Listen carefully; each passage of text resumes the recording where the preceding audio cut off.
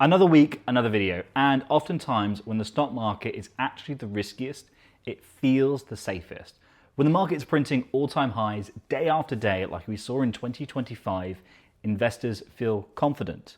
But ironically, the best buying opportunities usually appear when things feel the scariest, because the stock market never sends a warning signal before it crashes, although what's going on is probably the biggest indicators. And now, while markets can take years to climb 10 or 20%, they can lose 30, 40, or even 50% incredibly fast. There's actually a saying on Wall Street that the markets take the stairs up, but the elevator down. And the 2008 financial crisis proved exactly that, and how true it is.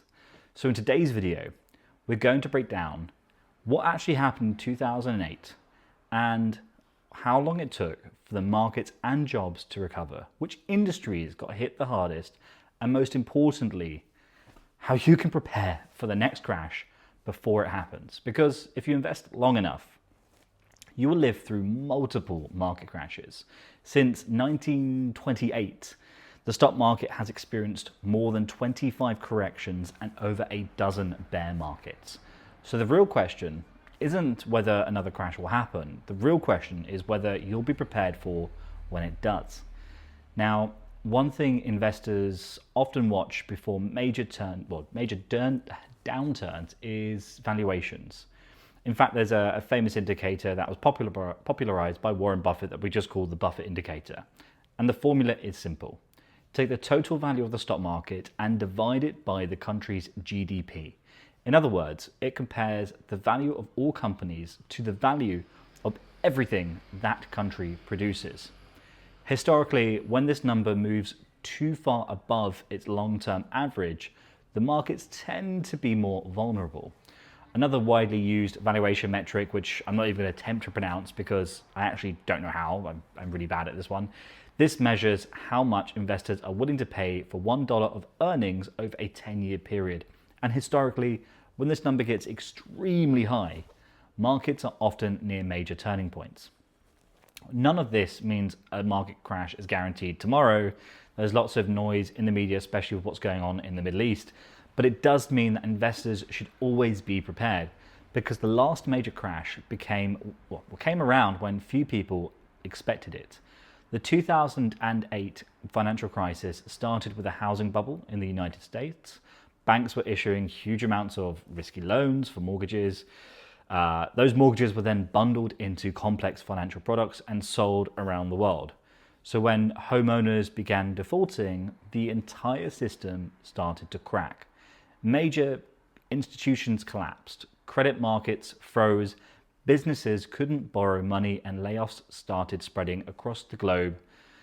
And if we look at the S&P 500, which tracks the largest companies in the United States, so North American companies, the scale of the crash becomes incredibly clear. In October 2007, the index peaked at around 1,565, but by March of 2009, it had fallen down to about 660. That's a decline of roughly 57%, one of the largest drops since the Great Depression. And that recovery did take time. The market didn't return to its previous peak until 2013.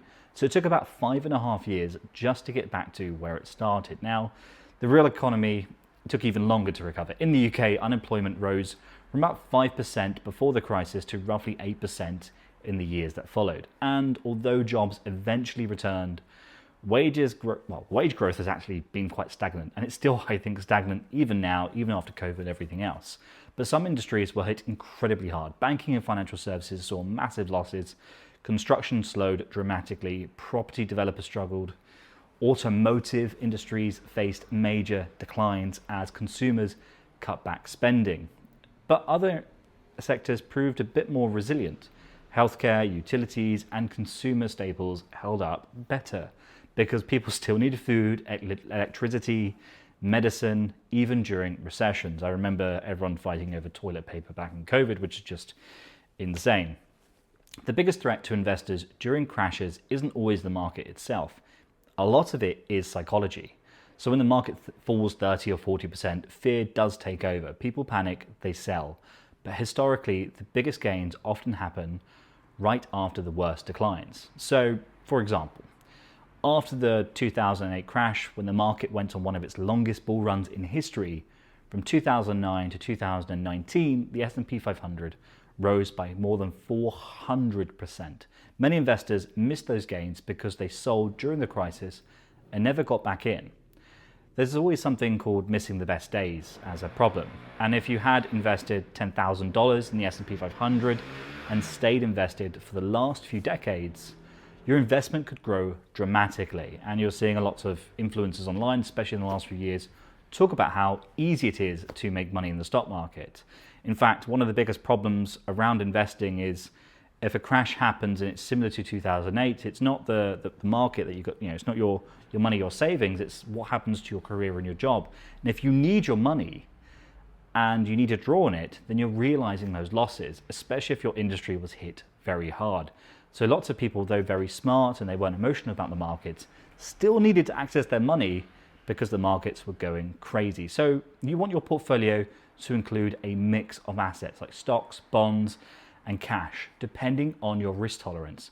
And secondly, an emergency fund. Having 6 months of expenses saved in cash or in a high interest savings account can prevent you from being forced to sell investments during a downturn, which is diversification. So don't rely on a single country, sector, or investment.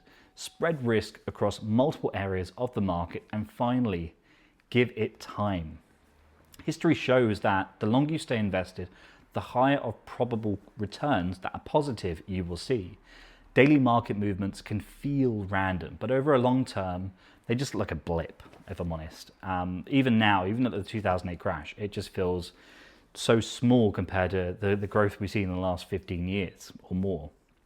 And so I see a lot of people making this problem, thinking the stock market's always going to go up, and it's true. But it can also take a while to recover, and it depends on when you buy. And buying on different days can make a massive difference. I don't want this to be a long video, but I think it's at a very important time for this video to come out, because I want people to understand that trying to get the index returns is incredibly important. Obviously, we want high returns. We're all greedy because we want to make as much money as possible to retire early, to have amazing things happen in life. But most investment portfolios with diversification in mind aren't built to beat the index or achieve something near it. It's there for versatility and for, well, just make sure it's suitable. So if you do need to actually access your money, even in downturns, it's not hit as hard because it's got diversification. I know people bang that drum all the time and people go, I'm just going to buy the S&P 500. But if a market crashes and your industry is affected, you may have been a high earner, you may then need that money to sustain yourself for a long period of time until you're able to find another job. And markets and industries can get hit incredibly hard during a crash. So please, please, please do keep you and your family's interests at heart and not just the greedy returns. Thank you. I know that was a long one. It was just me talking at you, but I will see you in the next one.